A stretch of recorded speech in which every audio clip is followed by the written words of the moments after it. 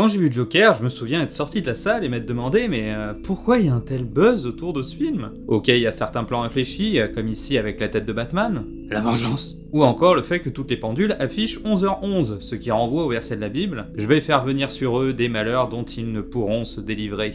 Ils crieront vers moi et je ne les écouterai pas. Ça j'aime bien, ouais, c'est bien trouvé. Donc pour cette vidéo, je me suis demandé si son buzz était mérité ou s'il n'était qu'une façade bien façonnée par le marketing, parce que ça aussi, on me la sort à chaque fois que c'est un film d'auteur avec des millions, alors que bon, oui tu le sens qu'il y a une idée derrière, mais tu sens aussi tous les changements réalisés par le studio, notamment dans cette scène. Tout le monde l'a retenue et elle cache pas mal de secrets en fait, car d'un côté il y a la vision d'auteur du réel, qui est gâchée ensuite par les rajouts et les coupes du studio, donc cette scène on va bien faire le tour car elle présente bien les points positifs et négatifs de ce film. Il est beau et recherché niveau image, Joaquin Phoenix fait le taf niveau acting, mais j'ai pas non plus vu un chef-d'œuvre du cinéma. On y suit une âme perdue qui cherche à se faire une place dans une société qui ne veut pas d'elle. Et ça m'a touché parce qu'honnêtement, c'est notre société qui est construite comme ça. On est tellement nombreux maintenant qu'il faut sans arrêt se battre pour tout et n'importe quoi. Et je pense que ça a beaucoup parlé à notre génération aussi parce que c'est un peu ça, tu vois. On arrive dans la vie, à l'école ou au travail, et quoi qu'il arrive, on est très très mal accueillis. On nous répète sans arrêt que si on n'était pas là, il y aurait du chômage en moins, donc... Genre, rien que le concept de payer un loyer, perso, j'ai plus envie. Donc, ça c'est le point le plus positif de ce film, c'est qu'il représente bien cette colère dont on parle trop peu et qui monte avec les années. Mais est-ce que c'est suffisant? Beaucoup crient au génie, mais il fait beaucoup de recyclage. J'étais pile dans ma période de Scorsese, où je regardais toute sa filmo, alors devant le Joker, j'étais en mode... Déjà vu. Et au passage, tout le monde a parlé de Taxi Driver, alors qu'ils auraient plutôt dû parler de Rocky, car le film y fait référence plusieurs fois et il y a vraiment une envie d'être son miroir négatif. On le retrouve dès le début avec le même titre s'étalant sur l'intégralité de l'image, et ce jaune très significatif n'apparaîtra qu'à partir du 2. Pour Rocky, cette montée des marches représentait l'élévation sociale qu'il aspirait. Il est le représentant du rêve américain dans les années 80 et j'ai fait une vidéo dessus. Le Joker, lui, fait l'inverse en descendant l'échelle sociale de son plein gré, et là, je vais détailler. Le point négatif qui revenait souvent de la part des spectateurs est que les méchants du film étaient toujours représentés de manière plus négative que le vrai méchant. Et ça, je suis d'accord, voilà, moi au premier visionnage, j'aurais aimé un film qui assume beaucoup plus, son personnage obscur. Il sera sans arrêt régressé par des gens qu'on essaye de rendre plus monstrueux que lui, car on n'assume pas de faire un film entier sur un tueur. Limite, à chaque fois, les rôles s'inversent, car Arthur est toujours présenté comme une victime. Mais... le point de vue est important, car si l'on regarde le film comme étant du point de vue du Joker, donc une vision déformée de la réalité, ça marche. Tous les événements du film sont donc déformés par sa vision car il ne retient que le côté négatif. Rocky, lui, utilisera ses problèmes comme motivation pour se surpasser et devenir la personne qu'il veut être. Le Joker, lui, rêve de s'intégrer et devenir comme tout le monde, mais ça lui correspond pas. Pour les deux personnages, c'est la scène où il passe de victime à maître de sa vie. Il ne devait pas lutter et se battre, ce que l'on voit en début du film, où il monte les marches péniblement avec cette nuit qui arrive. Il devait en fait se laisser couler. C'est là que l'on voit l'importance du point de vue, car elle est filmée comme un clip avec plusieurs plans de différentes valeurs. En descendant les marches, avec des plans en contre-plongée, ça donne la sensation de l'arrivée d'une star sur la scène. La descente des marches dans les productions de Broadway, c'est d'ailleurs un grand classique. Même juste avant, nous avons ce plan au ralenti. Vous avez pas l'impression de voir un artiste sortir de sa loge après sa session maquillage? La musique change comme pour une sorte d'accomplissement pour le personnage, un peu comme une sorte de libération. Musique que je ne peux pas mettre, mais bon, elle est marrante, car voilà les paroles. Et c'est vraiment pas une blague, je sais pas à quel niveau de flemme ça correspond. Eh mais attends, mais il y a une version karaoké en plus. Hey! Hey! Hey! C'est la chanson du mec, tu vois, qui a raté le bus en fait. Hey! Donc le Joker a toujours voulu être comme tout le monde, mais en fait, son destin était de descendre au plus bas de la société pour la dominer. On y retrouve beaucoup de l'histoire de Dahmer d'ailleurs, car on a pareil un gars qui vit avec sa mère et qui essaye de se faire une place, mais reste différent des autres. Pour les deux, il y aura un passage total du côté obscur à un moment donné.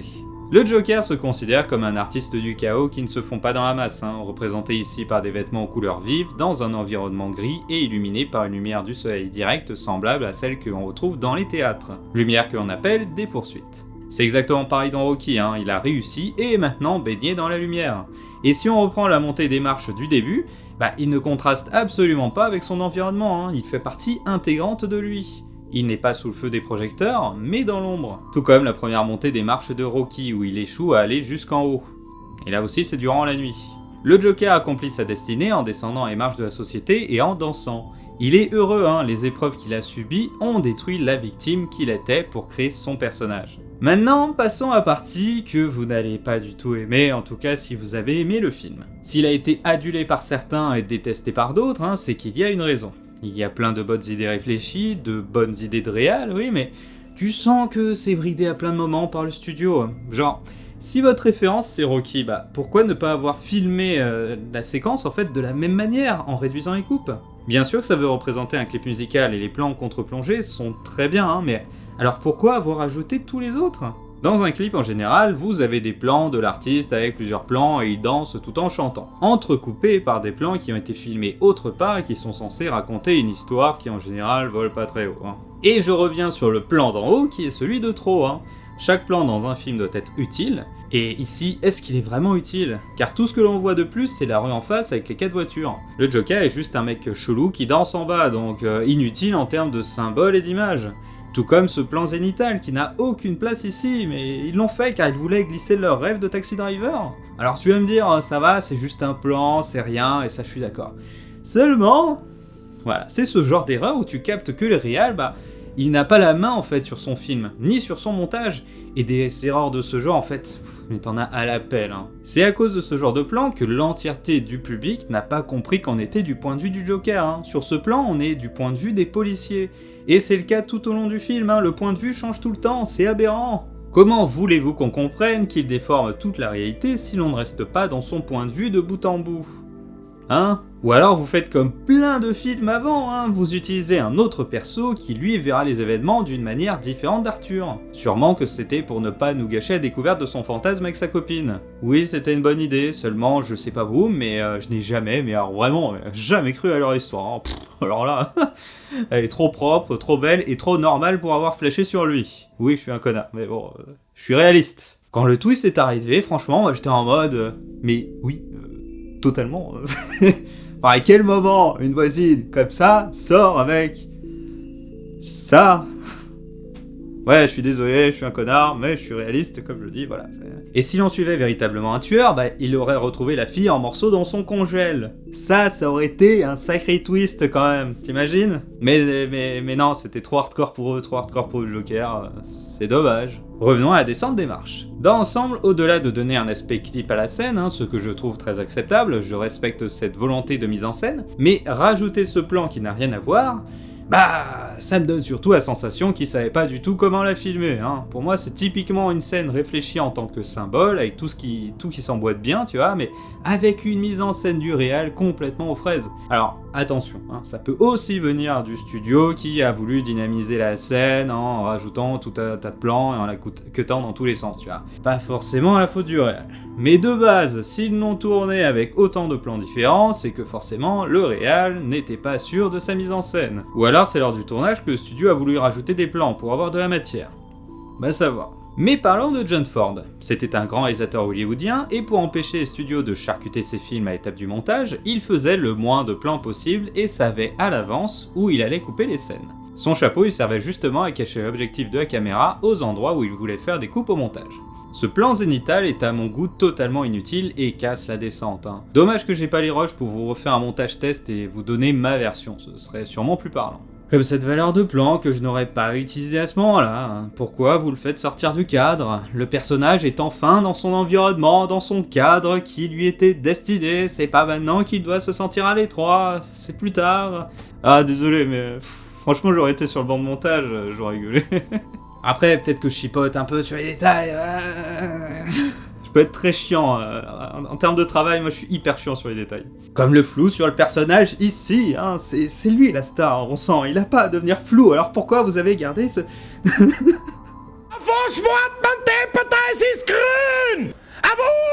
Je suis désolé, mais cette scène partait vraiment avec de très bonnes idées au départ, mais au tournage et au montage, mais alors ils se sont foirés sur les détails. C'est aussi pour ça que je chipote, car il a été vendu comme étant limite un film d'auteur avec des intentions. Alors oui, les intentions, l'idée est là, mais elles sont pas du tout transformées. Enfin là, si je pense avec ma casquette de producteur, j'ai envie de te dire, vu que ça a été un succès, voilà, c'est réussi. Ce qui est vrai, mais bon... Pour moi, c'est un film à peu près moyen, voilà quoi. On a de bonnes idées au départ, mais qui sont par la suite travaillées de manière très grossière, tout en essayant de se persuader lui-même qu'il est un immense film du cinéma. C'est peut-être ça que j'ai pas aimé, parce que avec Tenet et puis l'autre, le dernier, là, et Oppenheimer, ouais, t'avais aussi un peu ça du film qui se la raconte lui-même et qui essaye de se convaincre que c'est un grand classique du cinéma avant même qu'il soit sorti. Et je suis d'accord, il tente d'être un grand film de cinéma, mais par exemple, toute la partie du scénar avec sa voisine, etc., c'est uniquement pour faire comprendre aux spectateurs qu'il fantasme des trucs imaginaires. Mais vu qu'au final, ça ne fera référence qu'à son histoire avec sa voisine, eh bien, on ne pense pas que le reste du film est irréel, hein. Vu qu'en plus on a souvent le point de vue des policiers, on se dit, ok, il s'est juste imaginé une vie avec sa voisine. Elle est canon, on comprend, tu vois, il a une vie de merde, elle est canon, qui ne l'a pas fait? Certaines critiques ont voulu expliquer la fin du film en disant que tout était dans la tête du Joker depuis le début, et qu'il n'a pas bougé de l'asile d'Arkham, ce qui expliquerait beaucoup d'incohérences voulues ou non. Mais... je déteste ce genre d'explication pour justifier des incohérences, c'est totalement absurde. Donc sur certains points, le fait que le 2 soit une comédie musicale, techniquement c'est justifié, hein. Ça reste étonnant, et ça m'a étonné, hein, comme tout le monde, mais techniquement, vu que tout est dans sa tête, c'est justifié, voilà. On peut tout justifier à ce niveau, hein. Franchement, pour le prochain Joker, je le fais se téléporter dans GTA 6. Voilà.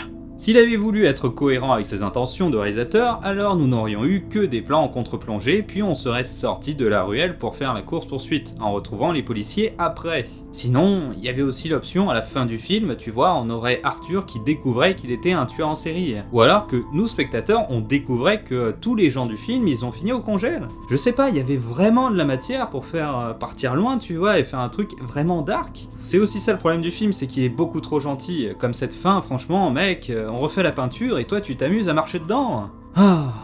Autre chose aussi, l'image du film, j'ai pas compris le délire là, je veux dire en quoi le Joker est plus beau que Batman versus Superman. Franchement, je ne vois aucunement en quoi il est meilleur que ce qui s'est fait dans le DCU et le MCU, hein. Oui, c'est dark, mais honnêtement, hein, c'est pas compliqué à faire, hein. Si vous voulez avoir une belle image pour l'œil, mais de manière facile, vous mettez du flou dans tous les sens, à l'étalonnage vous tirez les couleurs à coups de hache et vous rajoutez des lens flares, voilà. Plus votre image sera dégueu et plus elle aura l'air belle, hein. Et je suis photographe de base, hein, donc si vous voulez voir un vrai chef-d'œuvre de l'image, je vous conseille Slumdog Millionnaire. Voilà, ça c'est un vrai film. Ou même The Amazing Spider-Man 2, hein, qui est vraiment l'exact opposé avec des images très proches de ce qui a été filmé. Peu d'utilisation des artifices que je vous ai cités, pas de surmultiplication de plans inutiles, mais surtout, le seul Spider-Man à avoir été tourné entièrement à New York. Donc oui, de bonnes idées au départ, transformées ensuite de manière grossière et fainéante, sûrement par le studio, hein. Heureusement, ça n'en fait pas un mauvais film pour autant. Enfin, perso, je le reverrai pas.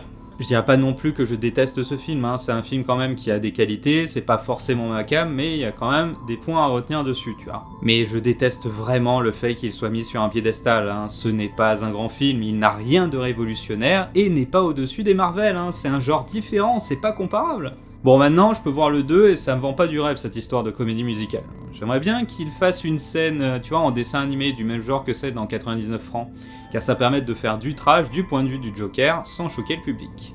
Conclusion, c'est pas le genre de film que je revois par plaisir, car ça reste long et lent, hein. On n'assume pas d'avoir comme perso principal un tueur en devenir. Le coup de sa voisine et du coup de feu avec De Niro, mais alors, là aussi pour les deux, j'avais vu ça venir, mais à 2 km, hein. Et pour le coup de feu, franchement, moi j'étais là en mode, j'attendais que ça se fasse, tu vois, je voyais la conversation, je savais où ça allait venir.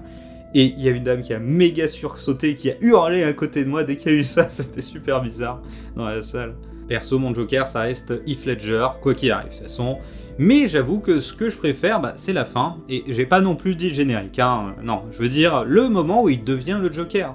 En fait, c'est là que le film devient intéressant, car honnêtement, ce qui fait l'aura du Joker, c'est qu'il débarque de nulle part en étant niveau 100. Le Joker et Han Solo, ils ont ça en commun, hein. Ils sont mystérieux, et c'est l'absence d'infos sur leur passé qui les rend intéressants. Tu as compris qu'ils avaient eu un passé, mais t'as pas besoin d'avoir les détails, car si tu les as, eh bien... tu vois, t'as un peu l'aura qui s'effondre. Déjà, de base, je ne comprends pas en quoi ce film est utile. J'ai été impressionné par la presta de Joaquin, hein, comme tout le monde, mais bon, je sors de ce film en mode... bon, en quoi ça a été utile tout ça, hein. Surtout si la conclusion c'est que tout était dans sa tête, et en plus, ce n'est même pas le vrai Joker car il est trop vieux. Bref, j'ai sûrement détesté le 2, mais au moins ça rendra ce numéro 1 plus mémorable. C'est déjà ça. Si ça t'intéresse, il y a ma vidéo sur Rocky, et si cette vidéo t'a plu, ton pouce bleu en l'air est le bienvenu. Allez, à plus!